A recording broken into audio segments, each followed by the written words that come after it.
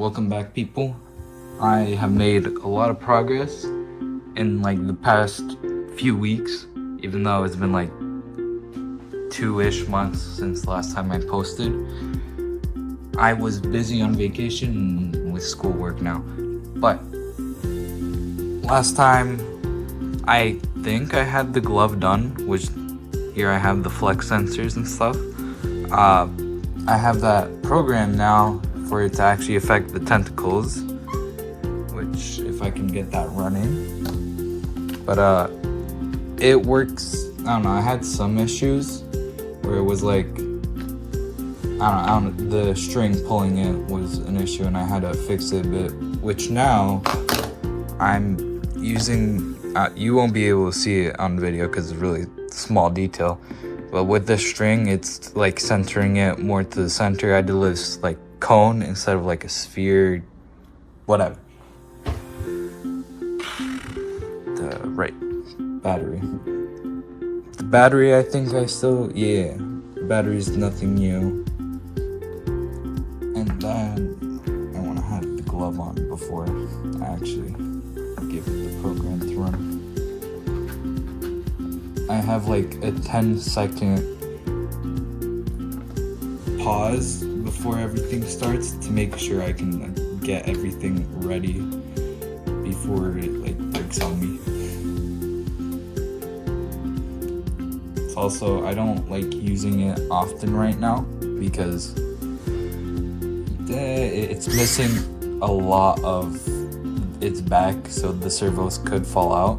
But the thumb does the orange, the pointer does the blue, and the middle finger does the purple, pink, magenta one. Of course, you can do multiple at a time, but that gets kind of scary because if you let go of all fingers at once, then the strings get messed up and it's not like coherent, or I don't know how to explain it. But the string is in the right position it should, and then it gets kind of messy, which I have to redo the stringing, and it's a whole issue. So that's an issue that, like, I don't know, just try to work like what I just did right there with the blue one. Do one tentacle at a time and really think about what you're doing. So I'd have to do the orange one, blue, and then magenta. That's all fun. Let me just reset. So I can act. Oh, shit. Yeah, also like that, I can't have it like rest on things like that because that will also mess up the stringing and then the servo falls out, which I'll have to figure that out later and fix later, whatever. But it works pretty well. That's an issue that I'll just leave it'll become less of an issue with its full encasing. It'll still be a relevant issue, which I don't know, I'll just have to be careful with whenever I operate it. Something you also probably noticed, or maybe I don't care, is here, this scissor jack system. That I had a singular scissor jack mechanism going, but then I quickly noticed that's not gonna be good enough, so I doubled it up. That's what I've been really working on today, putting that together and assembling it, which was a bit of today, and you can still see I'm missing a few pegs on the bottom and mostly all the sides because I still need to 3D print that, and it's 3D printing right now, and I'll show you that right now actually. This is my printer currently printing the pegs. I use the A1 Mini because if you're ever gonna buy a printer, buy from Bamboo Lab. Don't go through the torture of getting like an Ender 3, worst printer like out there. Never do that. I got one and that's how I started printing. Man, I wasted so much money on that trying to fix it. I was printing out these pegs beforehand and stuff. Not pegs, the longer segments in between the scissor jack. I don't know, something wasn't working out. Maybe it was the film I was using. I can't figure out exactly what was the issue, but I don't know, I kind of got by it, where it was having like a hard time going through the extruder, but the extruder didn't have anything like stuck in there or like burnt film or any metal. The extruder is that little metal part where the filament goes through. You can see I don't have the case on top of it because I don't know, I was going through building it, unscrewing stuff, checking, trying to change something, hoping it was fixed, and you know, so on. That's kind of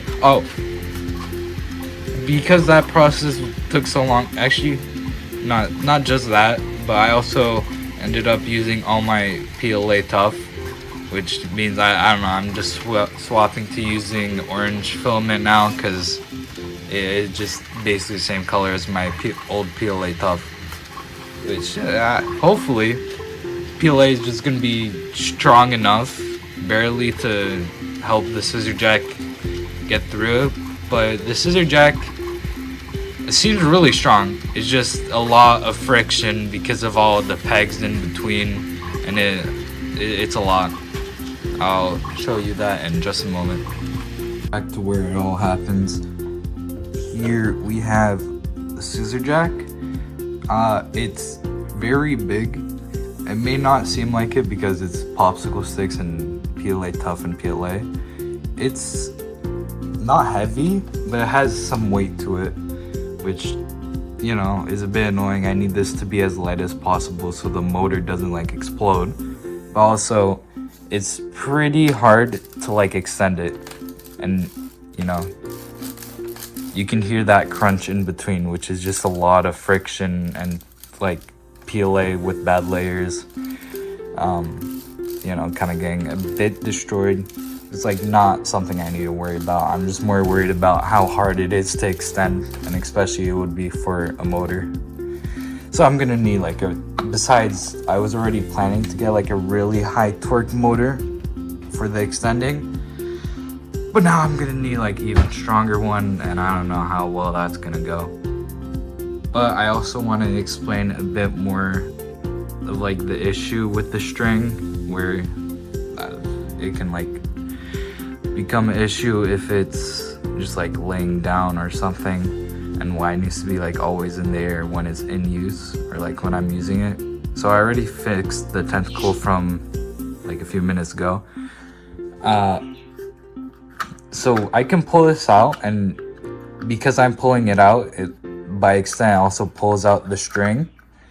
But if I leave this, like if I do it like this, so if it was like laying down like this, it gives the servo more string, but it's not pulling that string because it just knows this should be the position it should be in. So it's kind of like the rubber bands issue. I don't know, but per se it's here. The servo has a lot more string. It can just fall out like it did before, or like you see now, the tentacle's in its position it should be, but the string didn't correctly get into the spool, so I have to like redo this and then do in there, and then it's back in its position.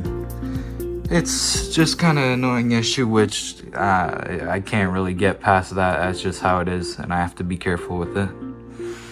That's really it. I'm actually really happy with how well it's gone. It took me a while to get it right, but I'm happy with how this looks. Now I'm just kind of worried about this big boy and getting that to work and have it connected to this, and then eventually to my arm, and have it all moving and operating perfectly. But I've made a good chunk of progress through this project, so I'm really happy with it.